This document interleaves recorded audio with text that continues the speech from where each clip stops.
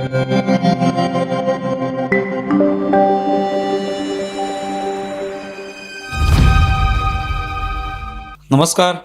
News डंकामध्ये मी महेश विचारे आपल्या सगळ्यांचं मनपूर्वक स्वागत करतो. मित्रांनो, खरी शिवसेना कुणाची या प्रश्नाचं गेली काही वर्ष भिजत घोंगडं पडलेलं आहे. सर्वोच्च न्यायालयात हे प्रकरण आहे, मात्र त्यावर अद्याप कोणताही निर्णय झालेला नाही. धनुष्यबाण हे निवडणूक चिन्ह आणि नाव याविषयीच्या या खटल्याबाबत रोज बोललं जातं, चर्चा होत राहते. आता बुधवारी या प्रकरणाची पुन्हा एकदा सुनावणी होणार आहे, पण ती होईल की नाही याविषयी उद्धव ठाकरे यांच्या उभाटा शिवसेनेचे वकील असीम सरोदे यांना खात्री नाही, कारण ही सुनावणीची संधी मिळेल असं त्यांना वाटत नाही. न्यायालयाच्या पटावर या खटल्याचा क्रमांक 37 आहे, त्यामुळे ती सुनावणीस येईल असं त्यांना वाटत नाही. पण त्यामुळे त्यांचा हिरमोड अजिबात झालेला नाही. उलट जर ही सुनावणी झालीच तर निकाल काय लागेल हे भविष्य त्यांनी विशद केले. त्यांनी या संदर्भात एक्सवर पोस्ट केलेलीच आहे. पण पत्रकारांचे संवाद साधून सुनावणी होणं शक्य नसलं तरी समजा ती झाली तर काय निकाल असेल असं एक स्वप्नरंजन त्यांनी मांडलेलं आहे. असीम सरोदे हे स्वप्नरंजन करताना कट्टर शिवसैनिक असल्याप्रमाणे बोलतात.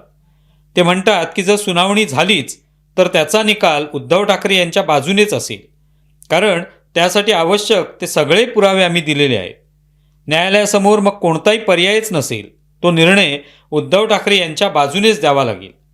पण त्यापेक्षाही ते पुढील भविष्य वर्तवतात, ते म्हणजे या सुनावणीनंतर एकनाथ शिंदे यांचं काय होणार.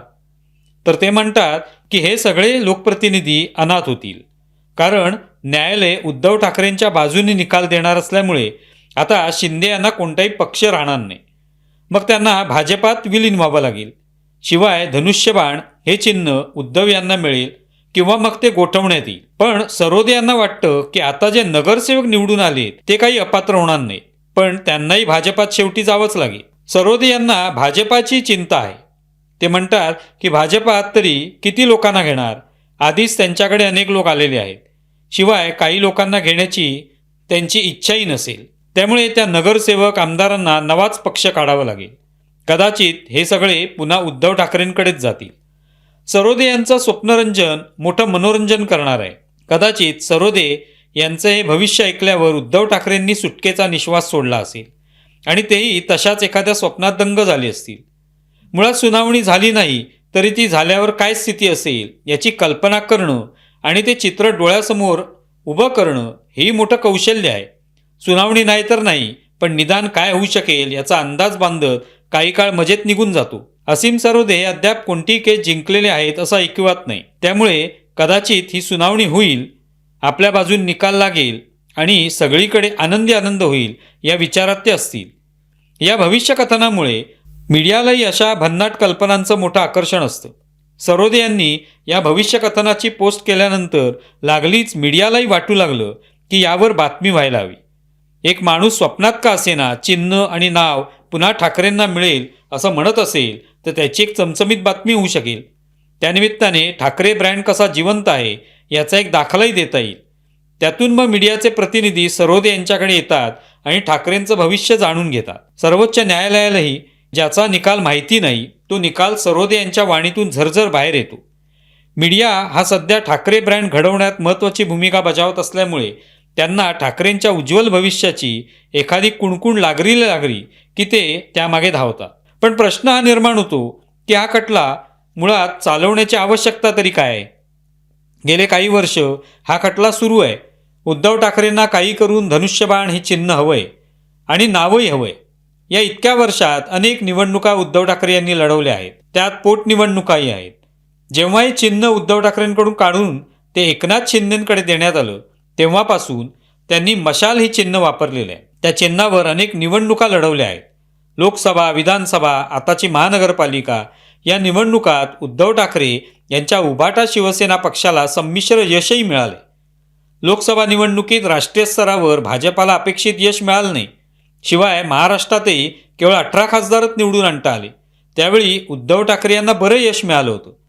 विधानसभा निवडणुकीत महायुतीला दणदणीत यश मिळालं असलं तरी उद्धव ठाकरे यांचे 20 आमदारही निवडून आले. ते महाविकास आघाडीमध्ये सर्वाधिक होते. महानगरपालिका निवडणुकीत मुंबईमध्ये उद्धव ठाकरे यांनी 65 नगरसेवक जिंकून आणण्यात यश मिळवले. त्यांच्या हातून 25 वर्ष असलेली सत्ता निसटली असली तरी एवढे नगरसेवक निवडून आणले याचं कौतुकही होतंय. मग नेमकी धनुष्यबाण या चिन्हाची आवश्यकता काय? जर याच चिन्हावर 65 नगरसेवक निवडून आले तर ते मशाल हे चिन्ह आता उद्धव ठाकरेंना का नकोय? मुंबई महानगरपालिकेत शिंदे यांचे 29 नगरसेवकच निवडून आले, तेव्हा त्यांनी धनुष्यबाण हेच चिन्ह वापरलं, पण त्यावर त्यांना अपेक्षित संख्या गाठता आली नाही. विधानसभेतही मशाल चिन्हावर उद्धव ठाकरेंना 20 आमदार निवडून आणता आले. शिवाय उभाटा शिवसेनेच्या जाहिरातीतून मशालीचं महत्त्व सांगण्यात आलेलंच आहे. त्यामुळे धनुष्यबाण चिन्हाचा अट्टहास नेमका धरायचा तरी कशासाठी? याच मुंबई महानगरपालिका निवडणुकीत शिंदे यांच्या शिवसेनेला 10% मतं पडली आणि त्यांची मतदार संख्या 2 लाख होती. पण त्या तुलनेत उभाटाची मतांची टक्केवारी 27% आहे आणि मतांची संख्या 7 लाख आहे. ही सगळी मतं त्यांना मशाल या चिन्हावरच पडली आहेत. मग धनुष्यबाण या चिन्हाचा हट्ट हवाय तरी कशाला? हा स्वाभाविक प्रश्न कुणाच्याही मनात येईल. बरं, आता सगळ्याच निवडणुका झालेल्या आहेत. विधानसभा निवडणूक तर आता थेट 2029 आहे. त्याच वर्षात लोकसभा निवडणूकही असेल. महानगरपालिकांच्या निवडणुका आता 2031 होतील. मग हे चिन्ह हवंय कशाला हा प्रश्न उपस्थित होतो. पण ते काही असलं तरी आपल्याला चिन्ह मिळेल, पुन्हा ते जुने दिवस येतील असा भाबडा आशावाद असतोच. कदाचित याच चिन्हाखाली राज ठाकरे यांनी यावं अशी अपेक्षाही असेल. सरोदे म्हणालेलीच आहेत की जर हे चिन्ह उद्धव ठाकरेंना मिळालं की राज ठाकरे आणि उद्धव ठाकरे हे महानगरपालिकांचे निकाल फिरवू शकतील. आपणही या स्वप्नरंजनात काही काळ रमायला काय हरकत आहे, नाही का? संजय राऊत म्हणतात की एकनाथ शिंदे मुंबई महानगरपालिकेत स्थायी समिती मिळेल अशी अपेक्षा बाळगून असतील, कारण तिथे घोटाळे केले जातात. राऊत यांचं विधान खरं आहे का यावर उभाटा गटाने शिक्कामोर्तब करणं आवश्यक आहे. कारण स्थायी समिती ही भ्रष्टाचार घोटाळ्यासाठी असते असं त्यांचं म्हणणं असेल तर गेली 25 वर्ष हा सर्वाधिक काळ शिवसेनेचेच नगरसेवक स्थायी समिती अध्यक्षपदी होते.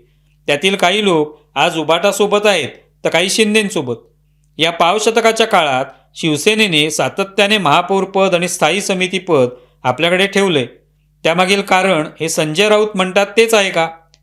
2017च्या निवडणुकीत भाजपाला 82 जागा मिळाल्या तर शिवसेनेच्या खात्यात 84 जागा होत्या. तेव्हा भाजपाने आपल्याला महापौरपद द्या अशी मागणी केली होती, पण ती मागणी मान्य करण्यात आली नाही. शेवटी भाजपाने मागे राहणंच पसंत केलं. महापौरपद आणि स्थायी समितीपद हे शिवसेनेकडेच राहिलं. आता त्या स्थायी समितीत कोणताही घोटाळा भाजपाला करता येऊ नये, तो आपणच करूया असा विचार त्यामागे होता का, हे पाहायला हवं. राऊत यांच्या मते महापौरपद हे शोभेचं पद आहे. महापौराला फारसे अधिकार नसतात असं त्यांचं म्हणणं आहे. मग हे शोभेचं पद इतकी वर्ष शिवसेनेने आपल्याकडे का ठेवलं? ते भाजपालाही कधी देण्याचं औदार्य का दाखवलं नाही, हा प्रश्नही मनात येतो. तुम्हाला व्हिडिओ कसा वाटलाय जरूर कळवा. आमचा व्हिडिओ जास्तीत जास्त लाईक करा, शेअर करा आणि आमचे यूट्यूब चॅनल सबस्क्राईब करा. धन्यवाद.